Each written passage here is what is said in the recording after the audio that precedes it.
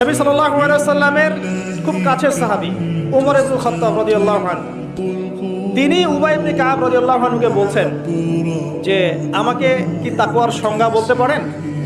তখন সে সাহাবী বলছেন, আমিরুল মুমিনিন, আপনি কি কখনো কাটা বিছানো রাস্তায় চলেছেন? আপনি কি কখনো কাটা বিছানো রাস্তায় চলেছেন? বলেছে, হ্যাঁ চলেছি। কিভাবে চলেছেন? আমি চলেছি এমন ভাবে যে আমি কাপড় গুটিয়ে নিয়েছি, কাপড় গুটিয়ে নিয়ে খুব সাবধানে পা ফেলেছি যেন পায়ের মধ্যে কাটা না।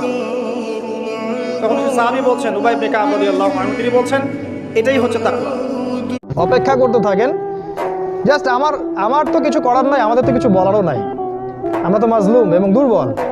আমরা শুধু এতটুকু বলবো, আপনি just wait until you reach your grave.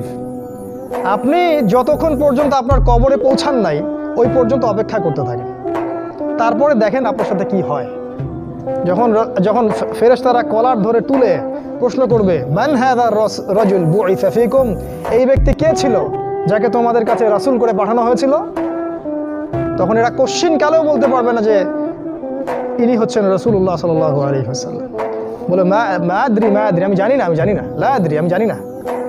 মানুষ কিছু একদিন নবী সাল্লাল্লাহু আলাইহি ওয়াসাল্লাম ওযু করছিলেন রাতের বেলা তাহাজ্জুদের সালাতের জন্য।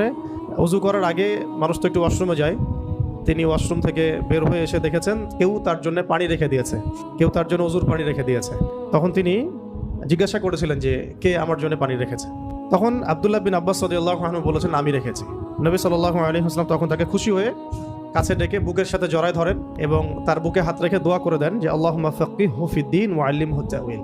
দোয়াটা হচ্ছে আল্লাহুম্মা ফাক্কিহহু ফিদ্দীন ওয়া আল্লিমহু তা'ওয়িল।